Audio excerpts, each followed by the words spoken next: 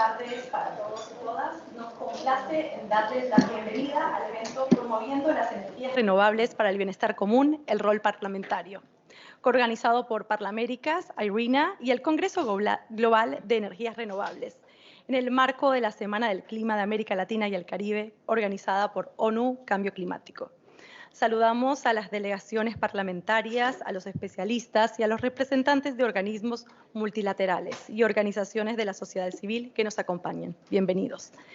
Para impulsar los esfuerzos hacia la transición energética, es necesario conocer las opciones existentes para el despliegue de las energías renovables, que se adapten a las circunstancias demográficas, geográficas, políticas y sociales. Con este objetivo, esta reunión parlamentaria estará dedicada a promover un intercambio sobre las oportunidades para acelerar el despliegue de las energías renovables dentro de los diversos contextos nacionales de la región. Para iniciar, invito al honorable diputado Fernando Arce de Panamá, miembro del Consejo de Parlaméricas, a tomar la palabra. Diputado, adelante.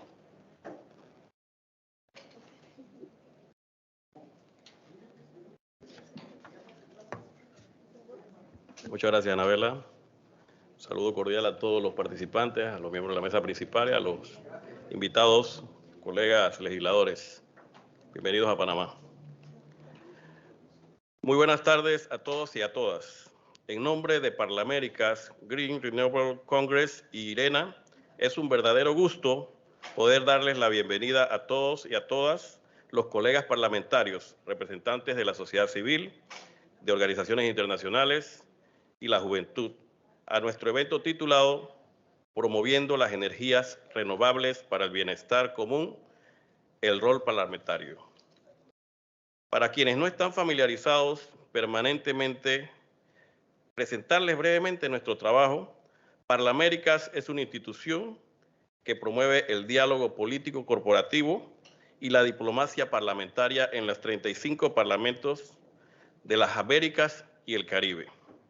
A lo largo de sus más de 20 años de trabajo, legisladores y legisladoras del hemisferio han identificado temas de relevancia como la igualdad de género, el parlamento abierto, el cambio climático y el desarrollo sostenible, entre otros, sobre lo que hemos establecido programas de trabajo de redes y encuentros parlamentarios, entre otras líneas de trabajo para avanzar el trabajo legislativo en la región. En el marco del trabajo de nuestro programa de cambio climático y sostenibilidad, en los últimos años hemos venido trabajando sobre la agenda de energías renovables. El año pasado, durante el sexto encuentro de la Red Parlamentaria de Cambio Climático de Parlaméricas, dialogamos sobre cómo reducir emisiones en el sector energético, transporte y usos del suelo, los tres sectores que más emisiones generan.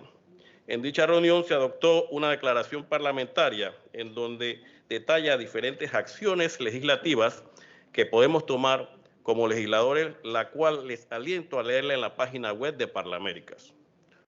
Hoy nos convoca nuevamente esta temática durante la sesión que compartiremos. Tendremos la oportunidad de discutir sobre las oportunidades y desafíos de la transición hacia las energías renovables, uno de los temas más importantes a pocas semanas de las negociaciones de la 28 Conferencia de la parte de la ONU, Cambio Climático.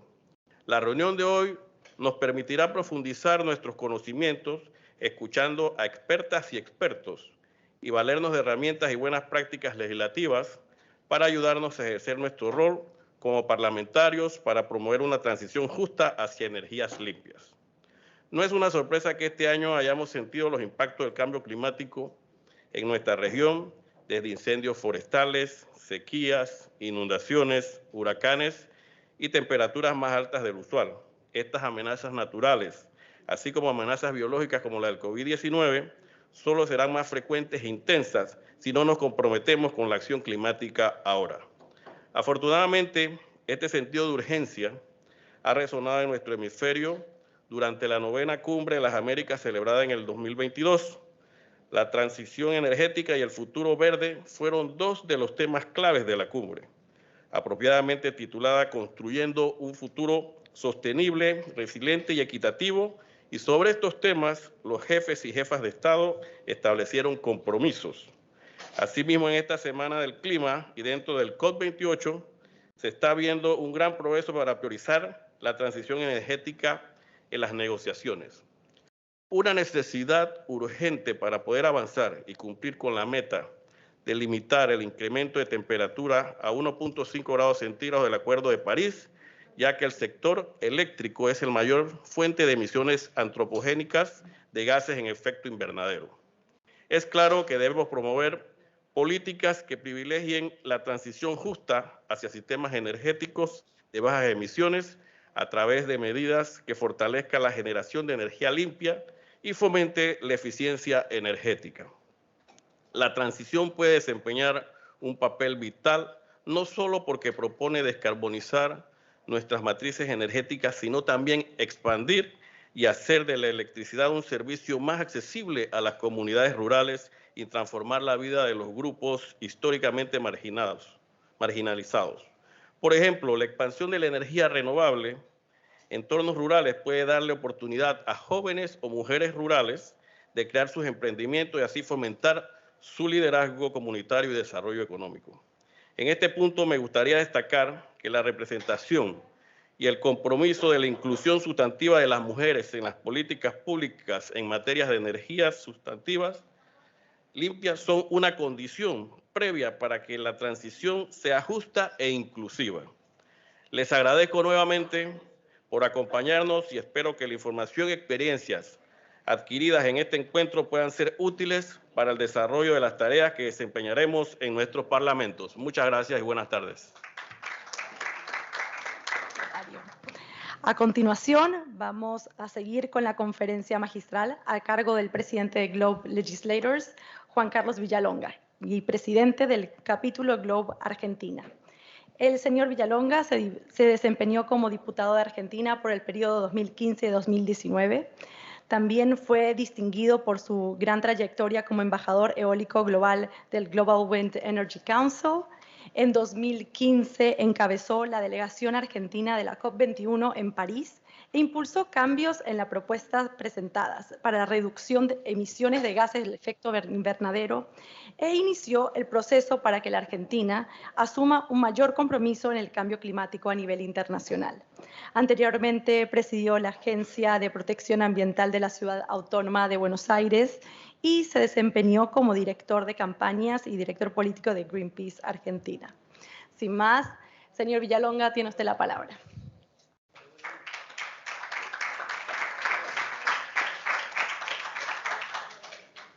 Acá, ¿no? Bueno, gracias Anabela, gracias a Parlaméricas por esta reunión y por este tiempo.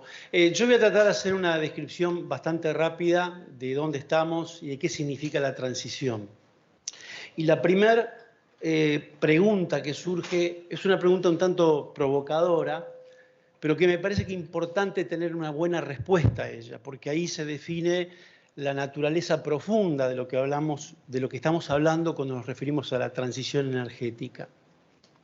Y yo me anoté recién algunas de las frases que suelo escuchar cuando nos referimos, y muchas veces en los discursos políticos y en los tomadores de decisión aparecen expresiones tales como se nos viene la transición, o nos tenemos que sumar a la transición, nos tenemos que acoplar a ese proceso llamado transición.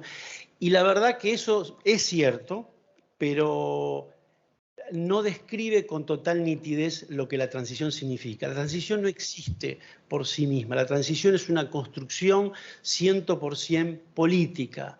¿Qué quiere decir eso? Que depende de nuestras decisiones. Depende de las decisiones que tomamos todos nosotros como legisladores cada vez que modificamos marcos regulatorios, lo hacemos para acelerar o desacelerar la transición energética. Es decir, tiene componentes tecnológicos, tiene componentes de diferentes tipos de contribuciones para que esa transición exista.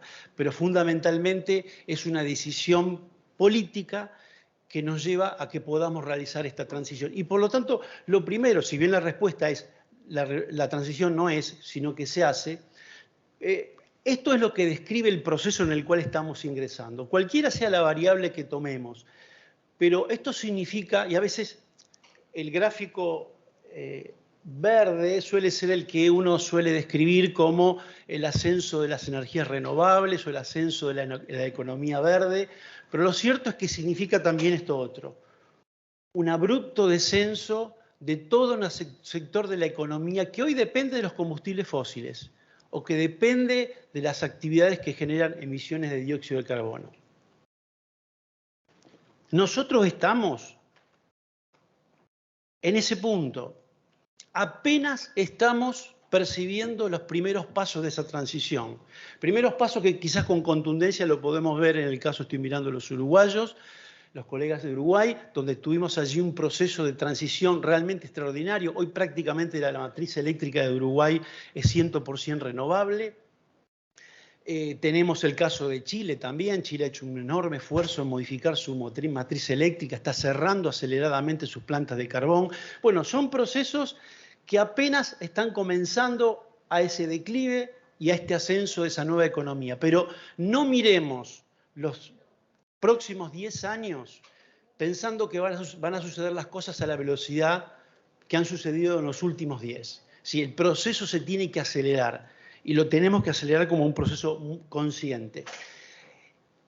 Esto es lo que sucede con las transiciones, porque dice, transiciones hubo muchas en el pasado, y es cierto, producto del avance tecnológico o porque se descubrieron nuevos combustibles o desaparecieron otros, sí dieron procesos de transición. Pero fíjense, un siglo, del 1800 al 1900, llevó para que el carbón llegase a ocupar el 50% de la actividad energética. Es decir, teníamos el 100%, dependíamos de la leña.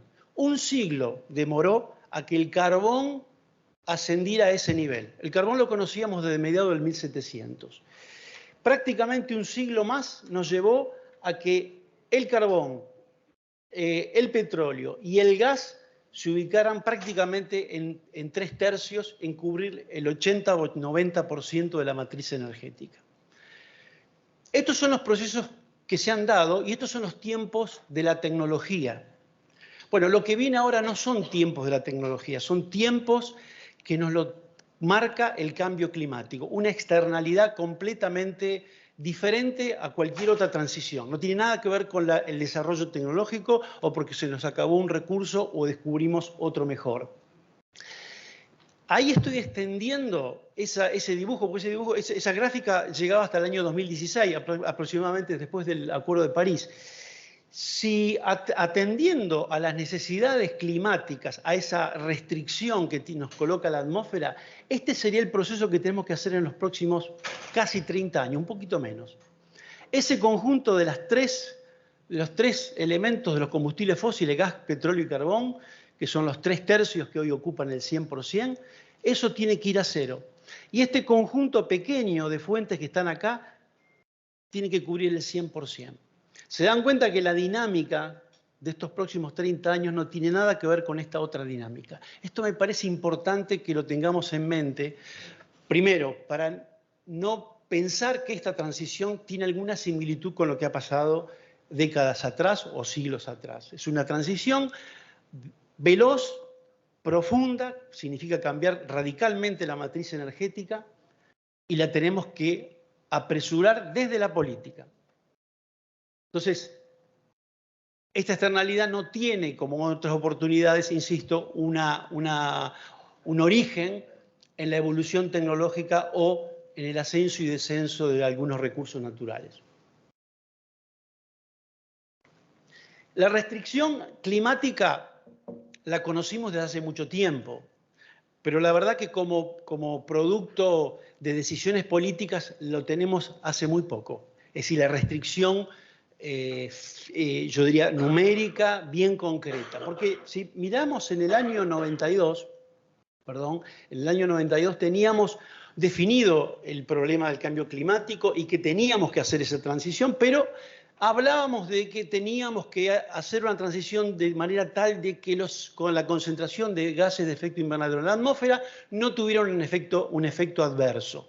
Punto. Literatura. Ahí no había qué era un efecto adverso, cuánto podemos emitir y cuánto podemos dañar.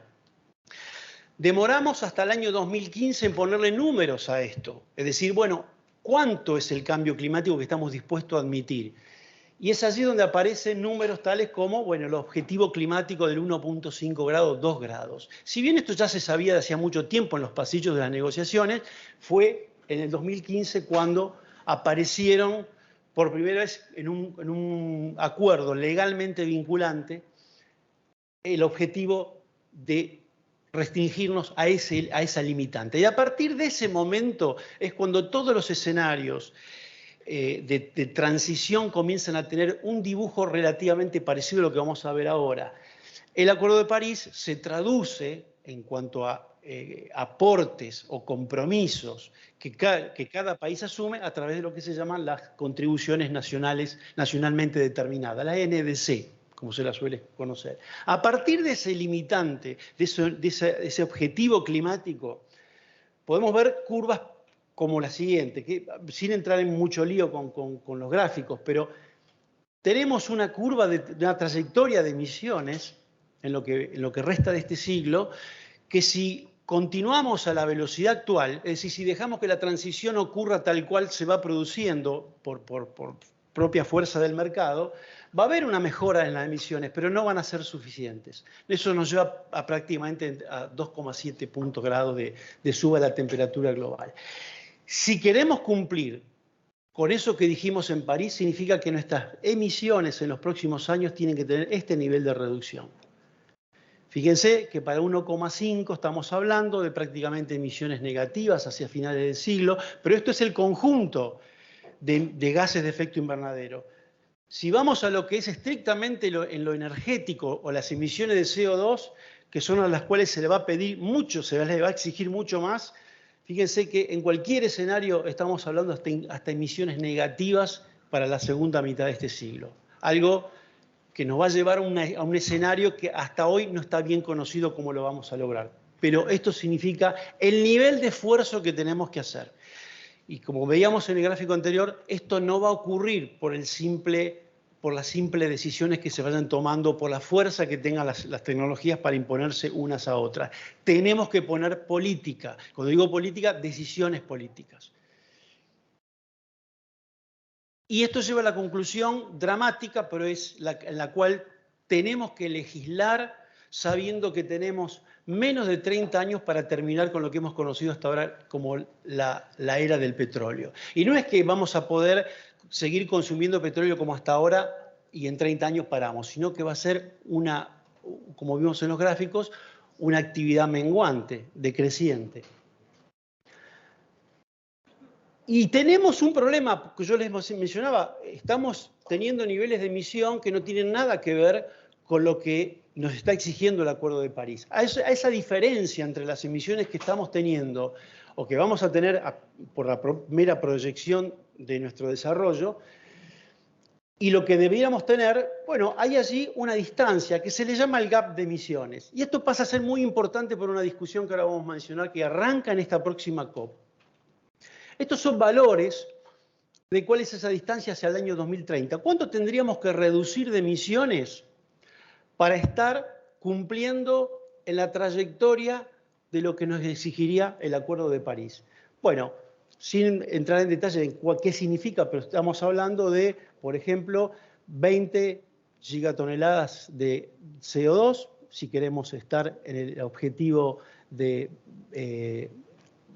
1.5 grados, esto en función de cada una de los compromisos, o de 15 gigatoneladas de CO2 si queremos estar en 2 grados. Ahora, ¿eso es mucho o es poco? Eso que tenemos que reducir en tan solo 8 años. Bueno, el proceso del Global Stocktake, que es lo que ustedes van a ver, ya hizo ese cálculo también oficialmente y habla de 20 a 23 gigatoneladas de CO2. Para tener una referencia a cuánto es eso, fíjense las emisiones. Ahí arriba no se ve, pero está la Unión Europea, que aproximadamente son 2 y pico, no llega a 3. 5 gigatoneladas de Estados Unidos, 12 China. Si sumamos todos esos 3 grandes emisores, suman 20. O sea que prácticamente lo que tenemos que reducir es la sumatoria de esos grandes emisores. América Latina emite esta cantidad. Con lo cual, esto también nos lleva a otra conclusión. No es verdad que con el accionar de los grandes emisores va a ser suficiente. Todos tenemos que hacer nuestra parte, nuestra tarea. Rápido, tenemos buenas noticias del lado de las renovables, como recién se mencionaba. La verdad, la dinámica que están teniendo las renovables es excelente. Están siendo hoy competitivas, son la manera más barata de producir electricidad. Pueden generar negocios que se sustentan por sí mismos y no requieren grandes esfuerzos por parte de nuestros estados, por parte de los gobiernos. Esto que vemos es la curva de lo que ha sido la evolución de la potencia instalada de eólica y solar, donde han tenido un impulso original, pero todo esto ha sido prácticamente proyectos que ha desarrollado la actividad privada. Pocas veces se ha visto semejantes niveles de crecimiento de una industria pesada. Estos son buenas noticias. Si uno mira lo que ha pasado con los costos, en los últimos 10 años, en la década pasada, estos han sido los promedios de reducción. La energía solar redujo un 85% sus costos. Eólica, que ya había reducido mucho antes, digamos la década anterior, de manera importante sus costos, un 50% y lo sigue reduciendo. Estas son buenas noticias porque nos permiten pensar que la transición, para hacerla, tenemos los instrumentos y esos instrumentos son competitivos. O sea, eso nos da una muy buena señal. Quiero ir rápidamente, bueno, los costos, si los comparamos, acá hay una línea gris que no se llega a ver, pero prácticamente hace que todas las renovables estén ya en un nivel de competitividad con las fuentes convencionales. Entonces, vamos a hacer un repaso de dónde está esa tarea donde veo que los parlamentarios tienen un rol, y yo diría, indelegable que cumplir. 7 puntos voy a mencionar. El primero es el desafío regulatorio. Como les dije, las renovables están teniendo una dinámica muy poderosa. Las renovables, la movilidad eléctrica, las baterías, el hidrógeno, todo eso está evolucionando a un ritmo que no es el ritmo que está evolucionando los marcos regulatorios. Hoy la transición en muchos casos está bloqueada porque no tenemos las leyes adecuadas.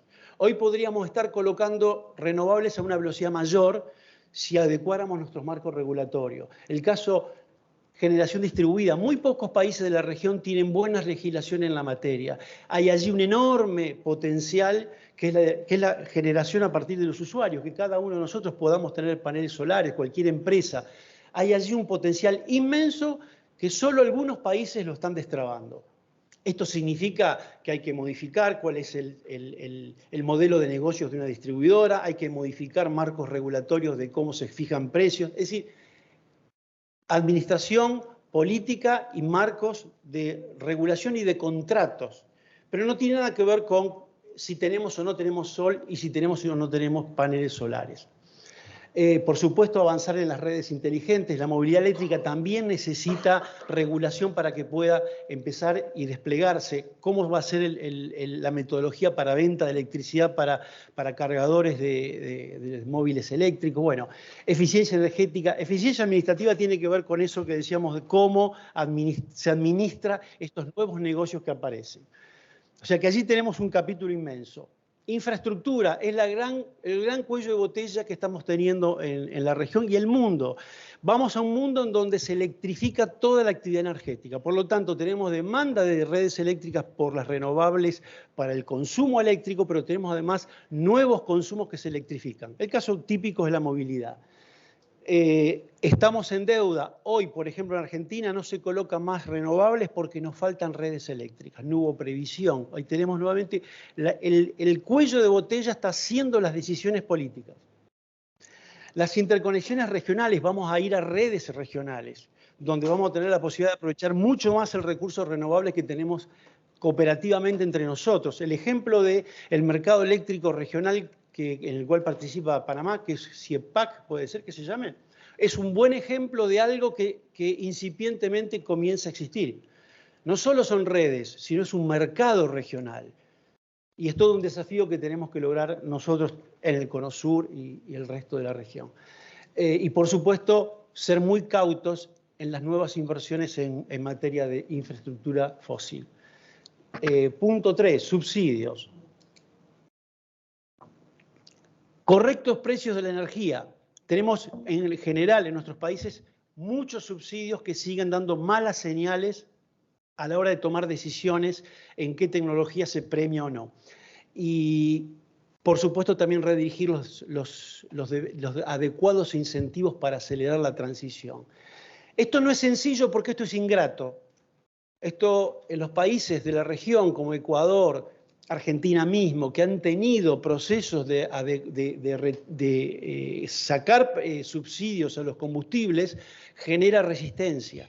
Y allí es donde nosotros, los parlamentarios, tenemos que tener acuerdos para transmitir a la sociedad y que no entre a transmitir a la sociedad este proceso de retiro de los subsidios y que esto no sea materia de disputas entre oficialismo y oposición, porque allí nos trabamos. ¿Qué es lo que está pasando? Pasa en nuestra región y pasa en el resto del mundo. O sea, el caso de Francia, de los chalecos amarillos, es un ejemplo más que claro de que nosotros no somos los que únicamente tenemos problemas. Vamos rápido, perdón, punto 4. Vamos a tener que internalizar el costo del CO2. Esto también es regulaciones que están pendientes por parte de nuestros parlamentos. En Argentina tenemos un impuesto al CO2, pero tan defectuoso que no se le impone al gas. Porque hubo un lobby de las empresas gasíferas que, bueno, el gas parece que no tiene emisiones de CO2. Entonces, esto tenemos que corregirlo. Vamos a tener que tener todos impuestos al CO2. Vamos a tener seguramente a partir de algún momento algún tipo de mercado interno de emisiones. No nos olvidemos también que ya ahora empezó a funcionar en Europa a modo administrativo, meramente administrativo, lo que se llama el impuesto al carbono de frontera. Es decir, que las importaciones que entren a Europa van a tener que pagar la misma penalidad por sus emisiones que lo que pagan las empresas, la producción local en Europa. Eso son restricciones que pueden convertirse en barreras a la exportación. Por lo tanto, tenemos que tener una infraestructura tal, o un andamiaje regulatorio tal de que nuestros productos lleguen habiendo pagado debidamente lo que corresponde por las emisiones de CO2. Si no, van a encontrar un problema en los mercados externos. Es decir, este es un capítulo que también requiere regulación. No estoy hablando de tecnología, estoy hablando de política, ¿sí? Decisiones que casi todas ellas pasan por los parlamentos. Y por supuesto el rol que ayer se hablaba en relación a otros temas, pero el rol de fiscalización que tienen los parlamentos, de vigilancia, de control.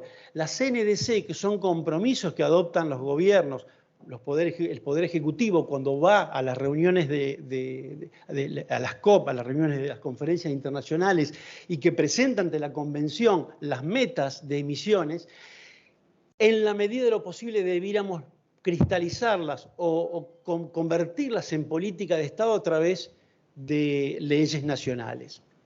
El caso de Chile lo hizo. Argentina, hay ahí una idea de que la ley de cambio climático incluya los objetivos establecidos en la NDC, pero por sobre todo monitorear en tiempo real que se vayan cumpliendo. No esperar al 2030 para ver si hicimos o no los deberes. Los parlamentos tienen que poder anualmente, bianualmente, pero con regularidad, poder que el Ejecutivo rinda cuentas de cómo estamos acercándonos o no en el cumplimiento de la NDC. Esto no es tanto energético, pero ayuda a cumplir los objetivos. Nuestros países tienen una enorme porción de nuestras emisiones vinculadas a la deforestación. Hay muchas razones para detener la deforestación, lo que llamaríamos co-beneficios. Pero en términos de emisiones, esto nos puede dar muchísima holgura para poder cumplir con nuestros objetivos NDC, que van a verse incrementados, ajustados a corto plazo. Y lo último, algo que mencionaba recién el legislador que me precedió, la transición justa. Esto también no lo va a hacer el mercado, no lo va a hacer las empresas que venden paneles solares, lo tenemos que hacer nosotros. ¿Cómo hacemos que esta transición sea justa? Primero que esto es un rol indelegable del Estado. Pensemos que esto significa transformar economías enteras. Para el caso de Argentina significa que hay economías regionales completas que hoy dependen de la explotación de hidrocarburos que van a desaparecer en el tiempo que yo les mencioné, en menos de 30 años, diría en menos de 15 años. provincias enteras cuya renta dependen de las regalías petroleras. En algunos de nuestros países pasa eso, pero piensen en refinerías, etc. Hay una enorme cantidad de actividad económica y actividad económica de la cual dependen nuestras comunidades, muchas de nuestras comunidades, que se van a ver alterados. Prever esa transición es nuestro rol, es parte de la política, porque si no, eso va a ser el bloqueo o la oposición a la transición, porque nadie quiere pasar el mal trago de quedarse fuera de la transición. Por supuesto que esto significa también capacitar gente. Recordemos que cuando cerramos un pozo petrolero y abrimos una fábrica de molinos eólicos, es muy probable que quizás la cuenta sea la misma cantidad de empleos, muy probablemente, pero no están en el mismo lugar. Es decir, el lugar donde se pierden los empleos no es el mismo lugar donde se crearon. Hay una dislocación que la vamos a tener que administrar. Y si no la administramos, vamos a tener la sociedad en contra de la transición. Insisto, esto es responsabilidad de la política, en el mejor sentido de la palabra, lo digo.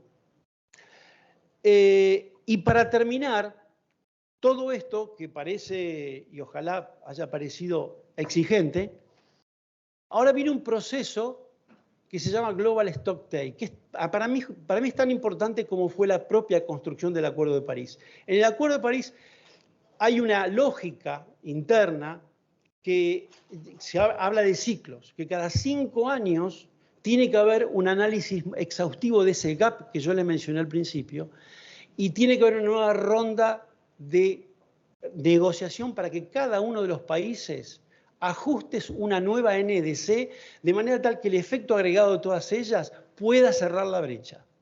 Es decir, este proceso arranca ahora en noviembre, en la COP28. Por eso es tan importante esta reunión que viene, y este proceso cierra en 2 años, en la COP30 en Brasil. O sea que los próximos 2 años ustedes se van a ver en la discusión en cada uno de nuestros países en el proceso de renegociación y readecuación de la NDC. Doy un ejemplo. Argentina tiene una NDC que prácticamente es estabilizar las emisiones. Bueno, seguramente vamos a tener una NDC dentro de 2 años que va a ser de reducir, mucho más exigente. Con lo cual, creo que es importantísimo ponerle mirada muy consciente a este proceso que se da en estos próximos 2 años. Esto es parte del proceso de revisión y de mejora continua que el propio Acuerdo de París se autoimpuso.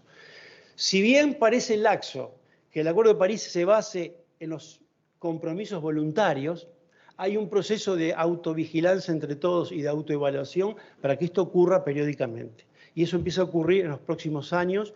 Y todo esto que yo les dije se va a ver acelerado. Vuelvo a repetir lo que decía al comienzo. Es una transición que la tenemos que hacer. Por suerte, la tecnología y muchas señales que necesitamos para que esta transición sea factible nos están dando buenas señales. Estamos retrasados en el rol que debemos cumplir como decisores, como tomadores de decisión. Y ojalá podamos hacerlo. Bueno, muchas gracias. Promises to be both relevant and interesting. First of all, let me take the opportunity to thank our dear hosts, Parlaméricas, for a lovely lunch and for taking such excellent care of us these past few days. This event is a joint event. It is hosted by Parlaméricas in collaboration with IRENA and Global Renewables Congress. And it seeks to help transform commitments into action by galvanizing policy frameworks that enhance renewable energy uptake in the Americas and in the Caribbean. So I liked Mr. Holmes' analogy. We are a bridge, but not just a bridge to our respective citizen populations, but a bridge to the future. And without that bridge, if we don't connect, so this is an opportunity to discuss pathways for accelerating the deployment of renewable energy within the diverse national context of the region. And this dialogue will examine the role of renewable energy in the context of the global stocktake, diverse national environments, and successful policy design. The dialogue is going to consider how decision makers engage with civil society, including women, in particular those from rural settings, to ensure that the energy transition responds to women's needs, such as their financial needs, and promotes women's empowerment and fosters income activities. So the objectives are to discuss the potentials and benefits of renewable energy, to boost knowledge and legislative support for a just, equitable energy transition in the region, to identify solutions-oriented pathways for policy design and their budget implications. Now let's look at our session participants, because we have here parliamentarians, international experts, representatives of civil society, international organizations, and youth working on related themes. The panelists are Ms. Paola Vega from Costa Rica. Paola is a member of the Global Renewables Congress and a former member of the Legislative Assembly and former vice president of the PNCC, or the Pan-America's Network on Climate Change. Paola is a Costa Rican political scientist and politician, a former member of the Legislative Assembly of Costa Rica from the province of San Jose. She acted as representative for the National Assembly of the Young Person in 2007, was advisor to the Minister of Environment and Energy between 2014 and 2017, and has worked extensively as a consultant for the Costa Rican Conservation Federation in environmental legislation. Charlene Bodley is currently manager of the Energy Transition Academy in the Rocky Mountain Institute.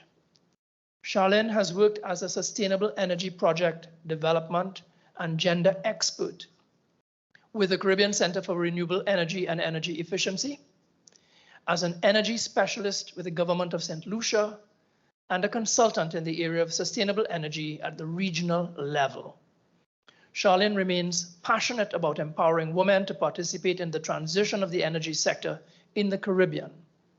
She has also worked as program manager for the Women in Renewable Energy Network, WIRE. Honorable Oscar Mira from Belize is Minister of State in the Ministry of National Security and Defense.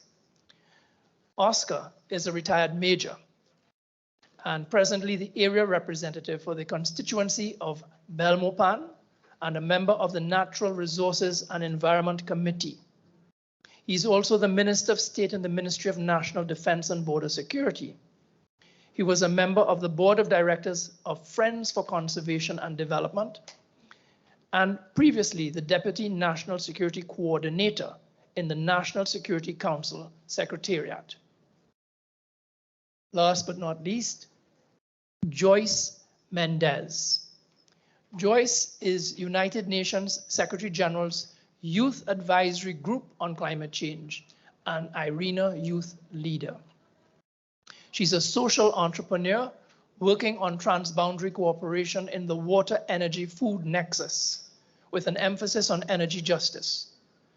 Joyce is a major voice of Latin America within leading youth and climate mechanisms, including the United Nations Secretary General's Youth Advisory Group on Climate Change, the UN's SDG 7 Youth Constituency, the IRENA Global Council on Enabling Youth Action for SDG 7, and the Initiative Youth for Climate.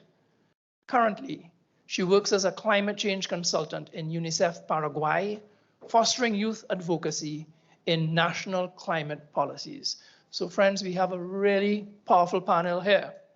What I'm going to do is I'm going to ask a question of each of the panelists, and they will have 8 minutes within which to answer.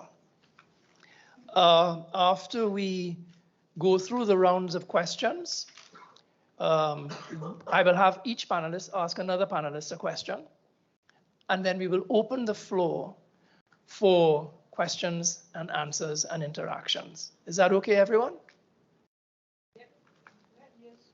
Great. So I am going to start, I think, with Paola.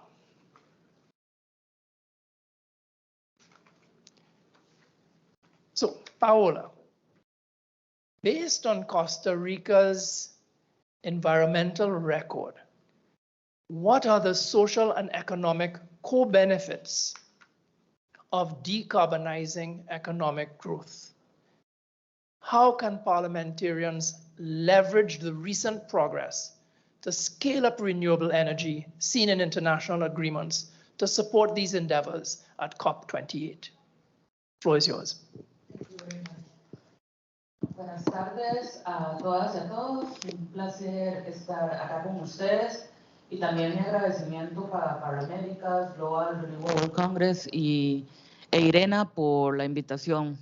Un honor compartir con el panel.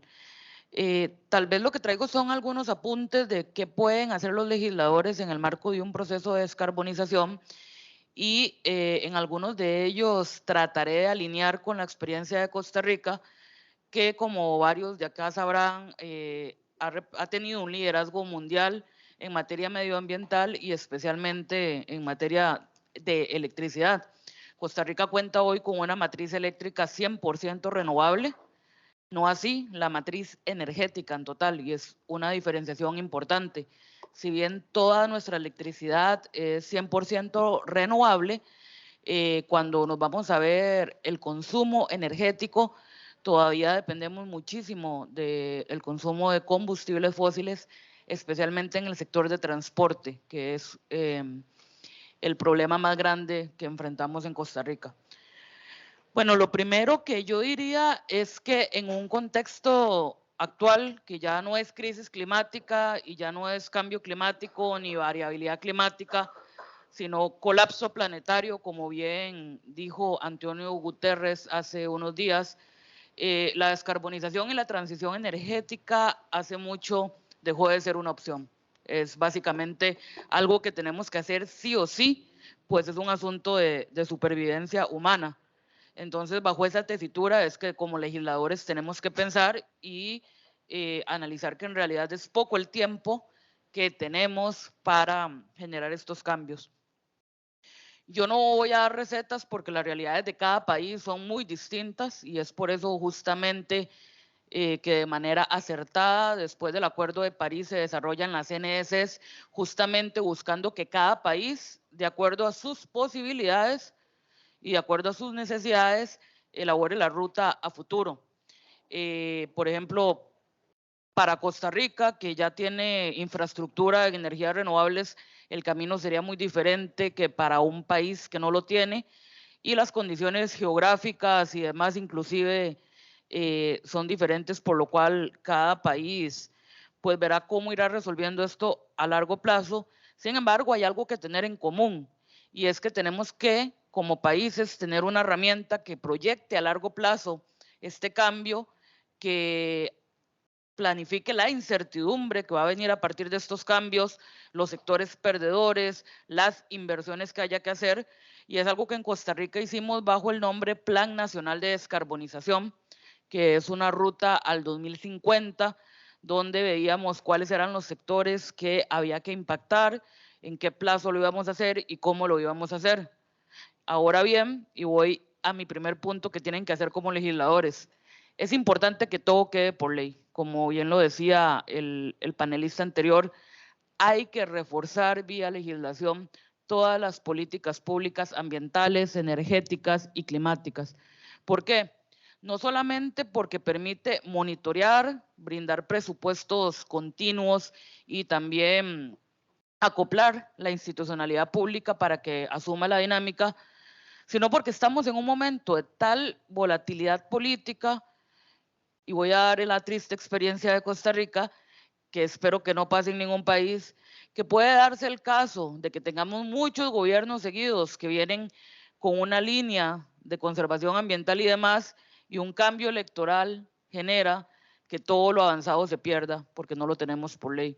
Y es un poco lo que está sucediendo en Costa Rica, pero bueno, estamos dando la resistencia desde algunos sectores, y es que este plan de descarbonización, que ha sido alabado por la OCDE, por la ONU, y que ha sido recogido por varios países para imitarse, en este momento está detenido porque lamentablemente vino un nuevo gobierno que no necesariamente contempla las mismas preocupaciones o la misma urgencia. Diferente sería el escenario si estuviera por ley. Si estuviera por legislación, sería un mandato obligatorio para todos los jerarcas. Entonces, ahí mi primer llamado de atención de la necesidad de que estas situaciones sean políticas de Estado y no solamente políticas de una administración gubernamental. Y ahí el rol que tenemos como legisladores es importante. Tenemos un rol político de convencer. Estos temas no son temas fáciles, mucho menos como bien lo decían, hay sectores que van a perder, hay sectores que van a tener que invertir mucho capital para poder transformarse, y nuestro rol es acompañar y convencer a nuestros compañeros diputados o legisladores, senadores, cual sea el caso de organización de ustedes, para que nos acompañen en esta lucha, convencer a la población. Y ahí hay una premisa vital que tiene que ser hablar en un lenguaje que la gente entienda. Y este es el primer tema que yo diría que es el error que hemos cometido históricamente quienes trabajamos estos temas. Y es que a veces no nos quitamos el sombrero técnico o el sombrero de académicos, y a la gente que en su día a día está resolviendo qué va a comer en la noche o si va a tener los pasajes de autobús para el día siguiente, poco le puede importar los aumentos de la temperatura global o las NDCs o estos temas. Entonces hay que lograr traducirlo, hacerlo común, poder explicarle a la mujer de la costa que el aumento del nivel del mar va a repercutir con su vivienda, con la alimentación de sus hijos y demás. Y eso es una labor que por la plataforma que tenemos como legisladores es importante que la hagamos.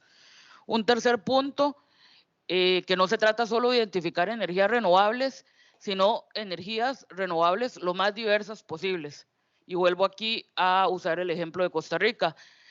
La electricidad renovable de Costa Rica en su mayor parte tiene que ver con recurso hídrico, y por supuesto por años nos resultó muy útil porque sobraba agua, pero ya no sobra agua por el cambio climático.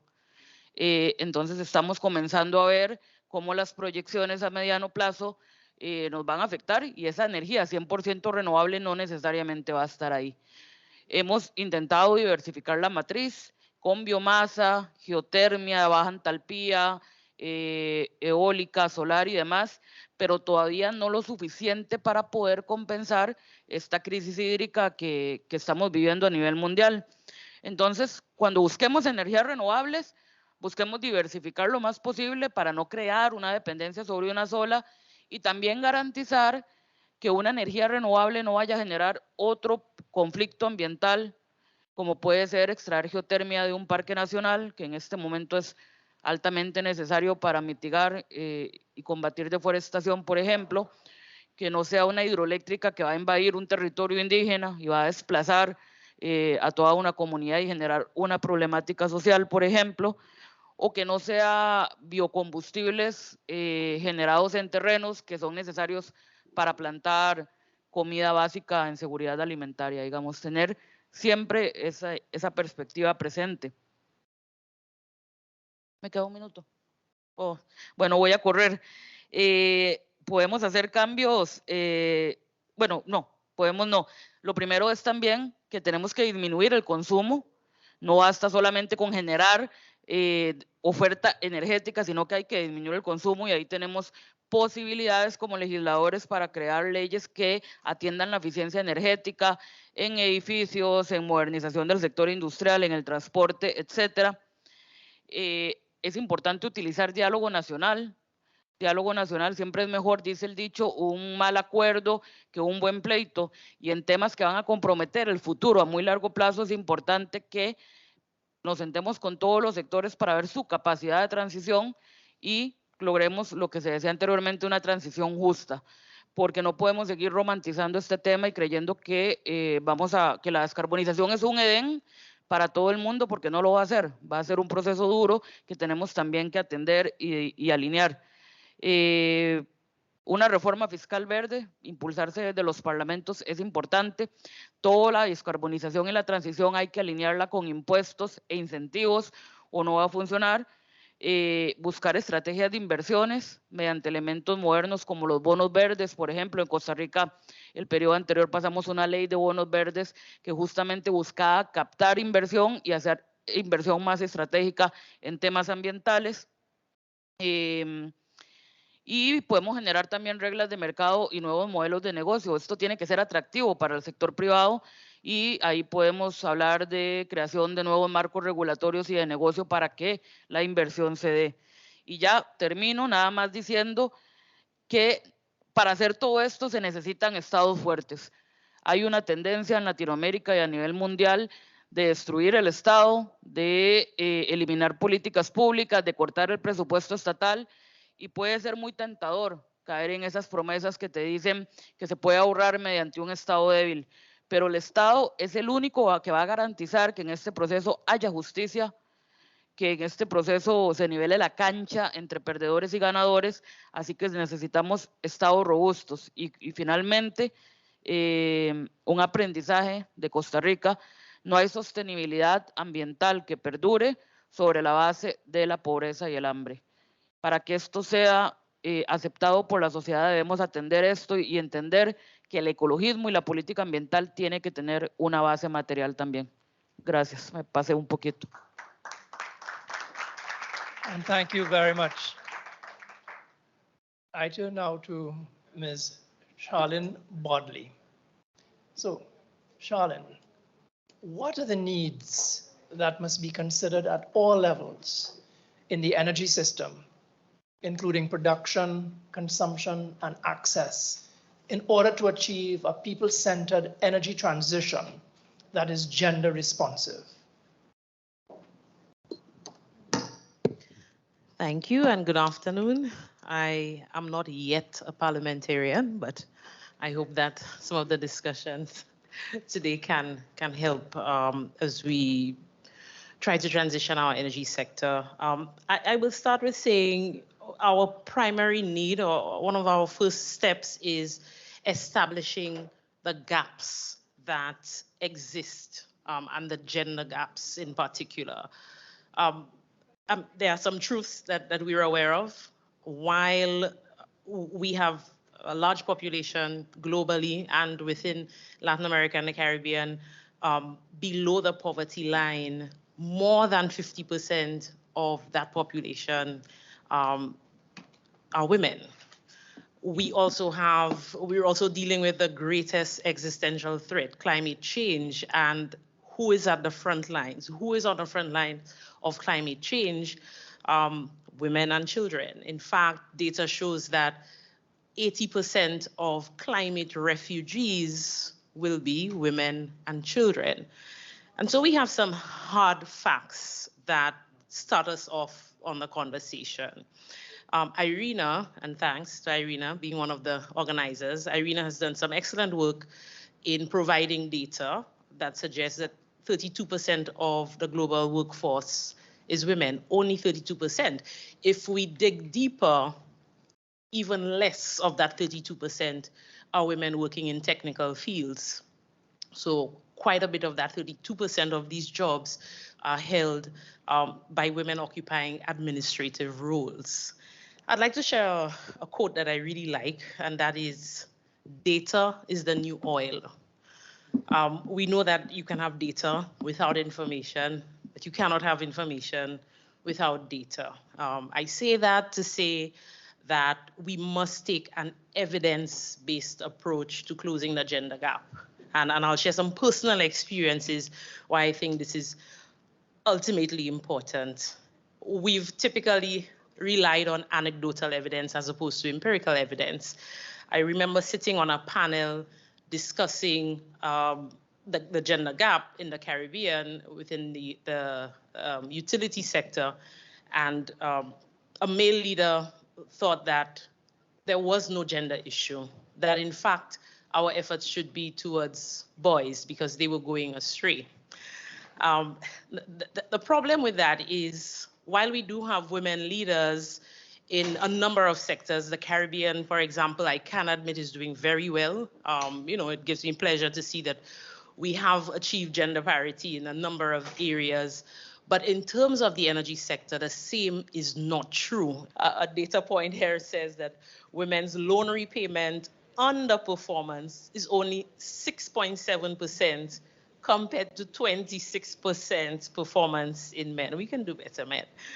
And lastly, I mean, to round up all of that, I think, and for the benefit of parliamentarians, both public and private sector policies and the regulatory environment must be given attention and immediately to support not just women, but girls. And I'm happy we're going to speak about youth, but supporting girls and children in the process is important. And that ranges from national policy to workplace policies.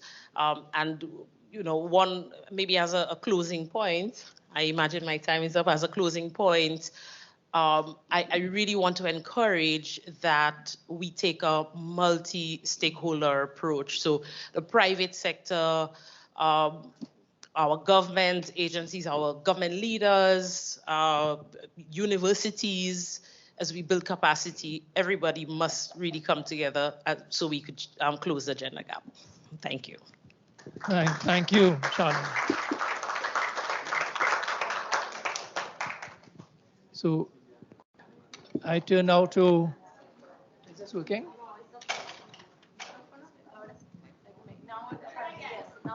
Okay, so I turn now to Honorable Oscar Mira from Belize, Minister of State in the Ministry of National Security and Defense. Oscar, can you tell us about the engagement of rural and indigenous populations in the Empowering Rural Electrification Project carried out in Belize? What benefits resulted from their meaningful participation in decision-making processes to support the uptake of renewable energy?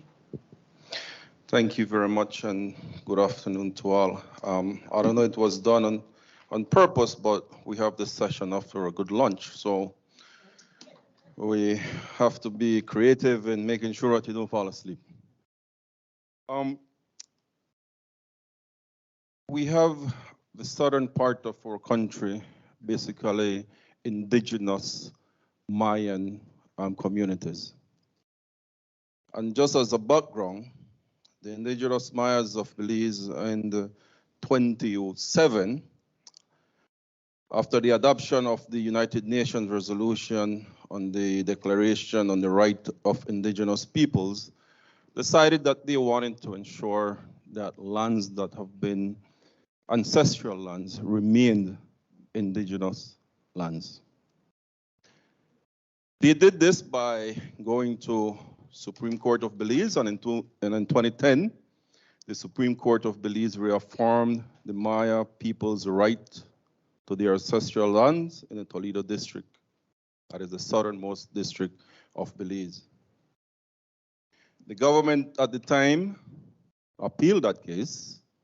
It went to the CCJ, and the CCJ came back and affirmed that indeed the indigenous people of southern Belize were entitled to their land.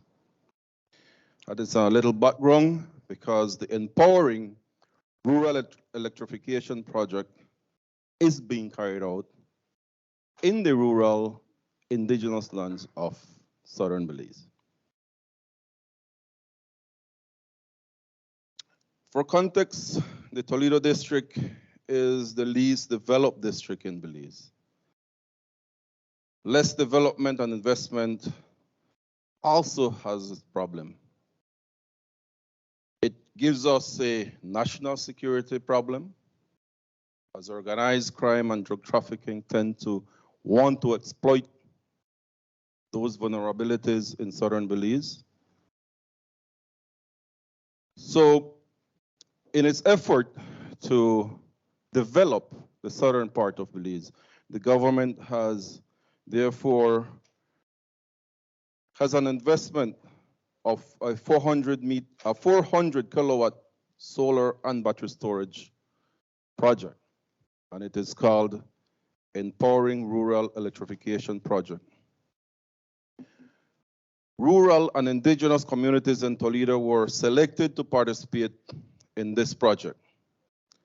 Subsequently, the project proponents initiated communication with the project stakeholders and various government ministries to deliberate on the forthcoming phases of the project.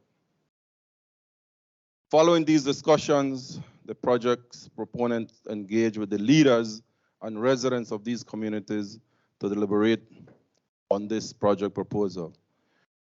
The southern part, or the indigenous people of Belize, have their own government, their own type of government in their villages called the alcalde system, where as a government have recognized that they do have in their villages their own government system that they follow. It's traditional system that they follow, and we recognize that. So we turn to their leaders to ensure that this project was well received by the indigenous people of Belize.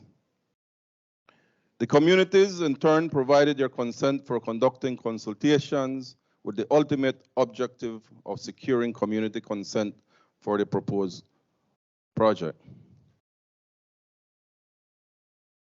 This was done by what we call a free, prior, uninformed consent process. The communities actively engage with the project proponents, enabling them to make well-informed decisions regarding the project's activities. This engagement also instilled a sense of local ownership and control, making sure that the population, the indigenous population of rural Toledo district had some kind of ownership. This strengthened the connection between the communities and the project proponents. Furthermore, it empowered the communities to negotiate agreements that secured economic benefits, such as employment, stimulating their local economies, and enhancing the financial stability of their residents. Overall, meaningful involvement in the decision-making process has resulted in increased acceptance, economic benefits, environmental sustainability, social integration, and overall well-being. It plays a pivotal role in facilitating the transition towards cleaner and more sustainable energy sources, while ensuring that the benefits are equitably distributed among all stakeholders. As I mentioned before, the indigenous people were engaged through the free, prior, and informed consent protocol, which allows them to give or withhold consent to any project that may be affected in their territories. They were included in meaningful discussions and consultations with the proponents to ensure that all questions, queries, or concerns were addressed and a mutually beneficial agreement was met. About a month ago, members of the Belize Electricity Limited and government officials were in southern Belize to dialogue with the first of 3 villages that will be seeing this first phase of the solar electrification project. It wasn't an easy meeting. It wasn't an easy sell. Most of the older community leaders felt that they were not consulted enough. Some of the younger members of the villages felt that we don't need any consultation, we just want the electricity now. And there's a sense that we need to find, as government officials, a balance between the development and how we can have the indigenous people of Belize continue with their traditional ways, but at the same time, develop and ensure that energy is being distributed in their villages. I will finish with this.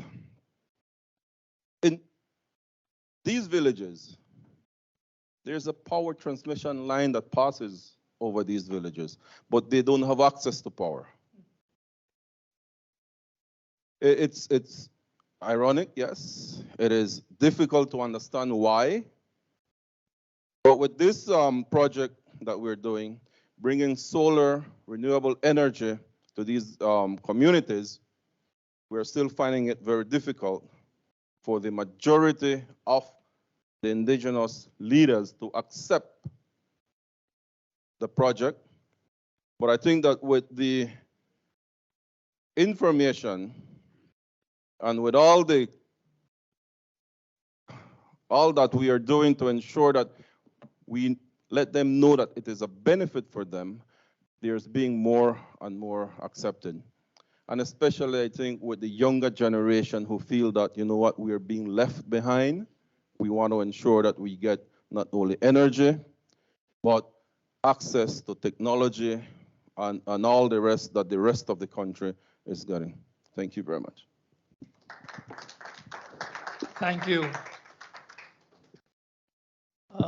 I turn now to Joyce. So Joyce, what kind of work have you undertaken to scale up renewables while ensuring energy justice?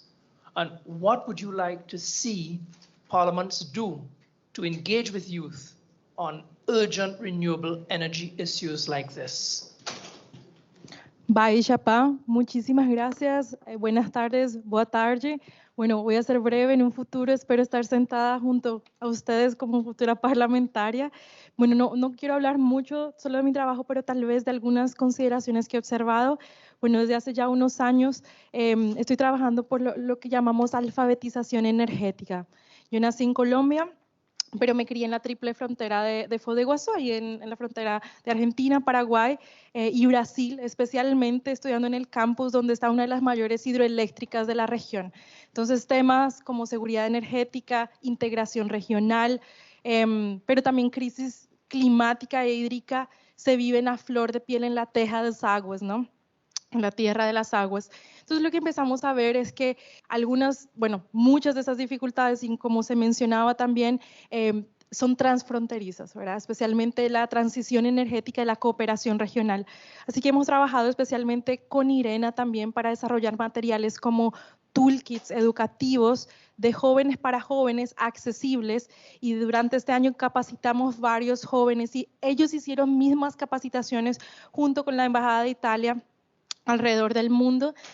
También co-creé el observatorio de la triple frontera de Foz de Iguazú, el observatorio de la geopolítica de la energía, para entender las negociaciones hidroeléctricas que estamos teniendo, tanto con Brasil, pero también con Argentina. Pero cómo posicionar a la juventud, no solo de la protesta, sino cómo pasar a la propuesta y entender esos temas, como decíamos, para esa toma de decisiones. Y finalmente también algo interesante, y es también el próximo año en mi ciudad, en Foz de Iguazú, tendremos el Clean Energy Ministerial, el diálogo ministerial de energía limpia. Nos gustaría tenerlos para que nos acompañen, porque también tendremos varios espacios de diálogos intergeneracionales, tanto para que aprendamos, pero también que podamos construir una agenda continua de engagement y también de inclusión juvenil, que es lo que un poquito quiero hablar en el sentido de trabajos verdes. Y bueno, actualmente con el Secretario General de Naciones Unidas, nuestra agenda y uno de los puntos principales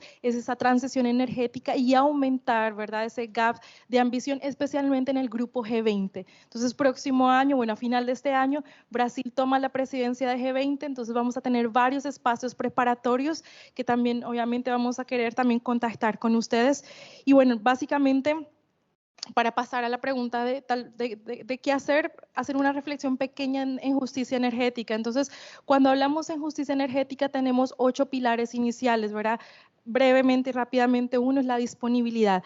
Entonces, que hayan suficientes recursos energéticos de buena calidad, teniendo ese tema de seguridad energética y no solo dependiendo, ¿verdad?, de recursos externos, pero también esa asequibilidad económica. Entonces, se dice en la literatura que los servicios energéticos no pueden ser más de 10% el pago de estos de lo que recibe un hogar, es decir, no puede gastarse más del 10% en servicios energéticos, o ya se habla de que no son asequibles. Pero también el proceso, como se nos hablaba y como se nos presentó ahora, que es el proceso de consulta, de participación, de políticas junto con las diferentes también comunidades, ya sea vulnerables, pero también de esa misma juventud.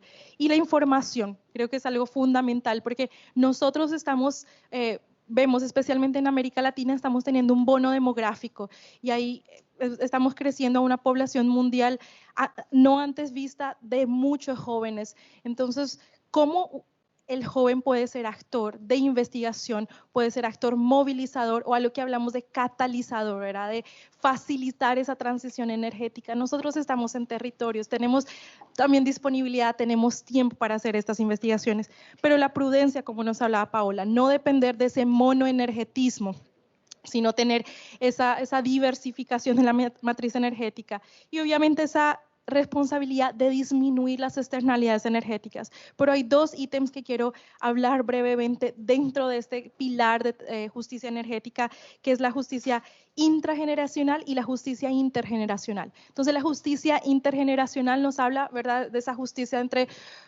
ustedes los jóvenes a más tiempo y también mi generación, pero la justicia intergeneracional también es pensar a largo plazo. Y frente a eso también hay algunos puntos que hablábamos hoy, ¿verdad?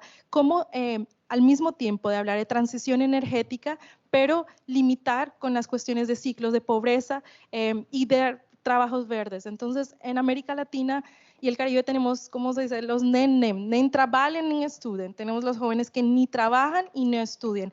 ¿Y cómo hacer, ¿verdad?, llegar a esos espacios de capacitación técnica? Cuando sabemos que en la región tenemos los recursos suficientes, pero una cosa es tener un mineral y otra cosa es dominar todo un ciclo y poder vender a precio fuerte también nuestras tecnologías y capacitar a nuestra juventud. Se habla de que para 2030 llegaremos a 85 millones de trabajos verdes, pero ¿cuántos de esos van a estar en América Latina? ¿Cuántos de esos jóvenes vamos a hacer el proceso de capacitación? Entonces, tal vez lo que quiero dejar y comentarles también a ustedes, honorables parlamentarios, es que hay 4 ítems que veo fundamentales, especialmente en esa inclusión juvenil como fuerza de trabajo y como sostenibilidad de las decisiones de ustedes. La primera, los procesos de capacitación, ya sea formal o informales. Entonces, sí necesitamos también en los currículums la alfabetización energética, que empiece antes. No le podemos decir ya a un joven que está finalizando su escuela para tomar una decisión de hacer una inserción en el sector energético si no tiene todo ese entendimiento de por qué, para qué es importante, especialmente el papel de América Latina, nuestra geopolítica, ¿verdad? Poquísimo, hace 2 semanas tuvimos ahí en Foz de Iguazú un diálogo con algunos líderes del Triángulo del Litio. Yo les decía a la gente, ustedes ya vieron el mineral, litio, ¿saben qué es? Una cosa es tener litio, otra cosa es dominar el ciclo del litio y hacer una batería de eso. Y al mismo tiempo entender obviamente cómo esa justicia energética está dentro del proceso, no llegar al punto de agua o litio, sino hacerlo de una forma justa. Y la otra también es la cuestión, las vías, ¿verdad? Entonces, una vez que hacemos los procesos de capacitación, ¿cómo incluimos a esos jóvenes también, no solo dentro del sector laboral, como una política, no de, bueno, tenemos que incluir tantos jóvenes como un checklist, pero hacerle un seguimiento, ¿verdad? Un entrenamiento y también en eso, obviamente tiene mucho que ver el sector privado, pero al mismo tiempo retomo también lo que se hablaba a nivel de financiamiento. Nosotros tenemos muchas ideas, perspectivas y estamos haciendo muchos trabajos en sector rural también, como si ya hablamos que para las mujeres es difícil, ¿no?, tener acceso a financiamiento. Ahora imagínense a uno como un joven. Desde hace 2 años estamos intentando hacer un proyecto en el Amazonas peruano de dar energía a básicamente 40 familias, pero nos piden un historial de crédito gigante, hasta para financiamiento. ¿Dónde está la juventud dentro de la arquitectura de financiamiento climático, especialmente energético? Y La idea es que también nos apoyen en esta educación financiera, en la transición energética. Y último serían estas políticas inclusivas, ¿verdad? De nuevo, esta inserción en el sector, inclusión de nuevo juvenil en las consultas para esas NDCs que se nos hablaba también, que tendremos en 2025 la renovación y este año el Global Storytech. Y para finalizar, de nuevo, recordar que justicia energética es descarbonización, democratización, descentralización y diversificación. Y también le agregaría integración regional. Así que estamos aquí para trabajar con ustedes y crear políticas públicas juntos. Muchísimas gracias. Agüye.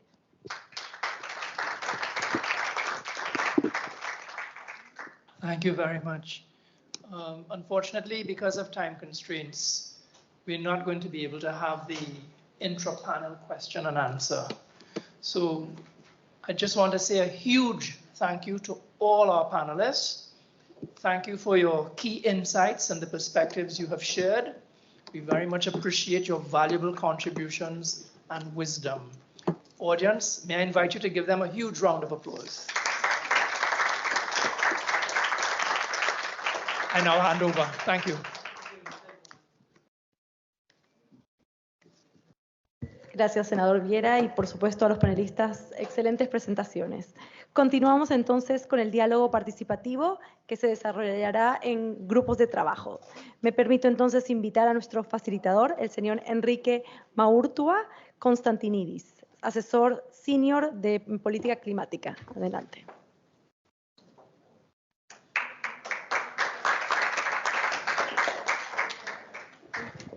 Bueno, encantado de estar con ustedes hoy. Muchas gracias por la invitación. La idea ahora es poder trabajar en las mesas que estamos. Si conté bien, son justo 5 mesas. Y la idea es tener un diálogo que justamente para tener poder respetar el tiempo, vamos a reducir toda esta dinámica a 30 minutos, porque y media terminamos el evento. Así que la idea es que en estas mesas podamos básicamente conversar sobre los retos y las oportunidades desde los espacios en los que ustedes trabajan, desde el rol de parlamentarios.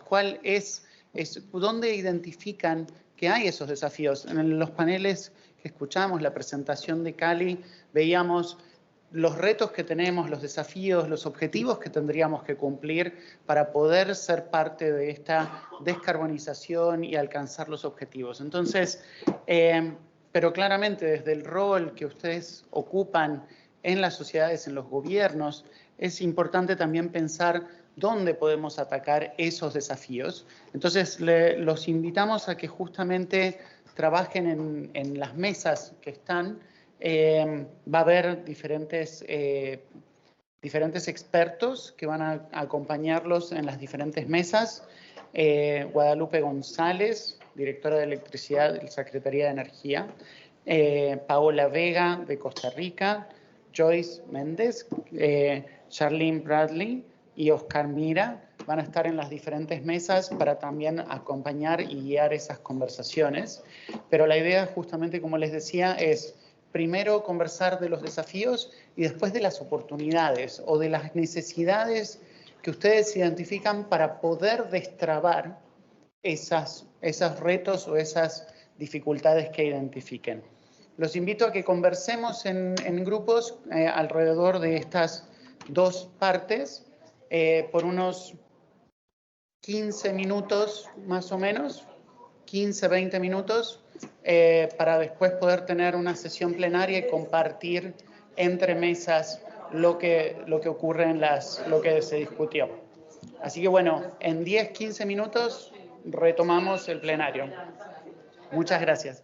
Lo que les voy a proponer es que tengamos un momento de plenario en el que compartamos en 2 minutos nada más algunos elementos que se conversaron en las mesas. Así que bueno, si les parece, empezamos por la mesa de allá del fondo.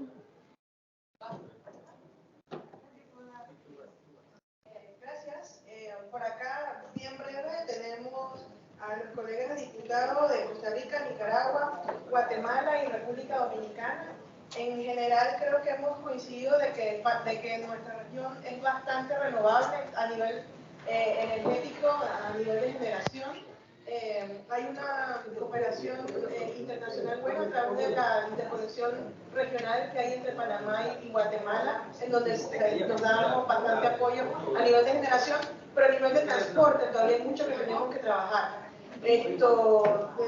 La mayoría de nuestros países todavía tienen una demanda de transporte por combustibles bastante alta, y el tema de la movilidad eléctrica consideramos que es de interés. Aparte de esto, pues también estuvimos conversando sobre el tema de cómo involucrar más a la población, más a los pueblos aborígenes en los temas de las conversaciones que también se tienen que hacer en estos temas. Pero definitivamente se está haciendo un trabajo interesante y se está avanzando en este aspecto. Buenísimo, muchísimas gracias. Gracias por la brevedad también. Bien conciso, bien al punto, así que muchísimas gracias.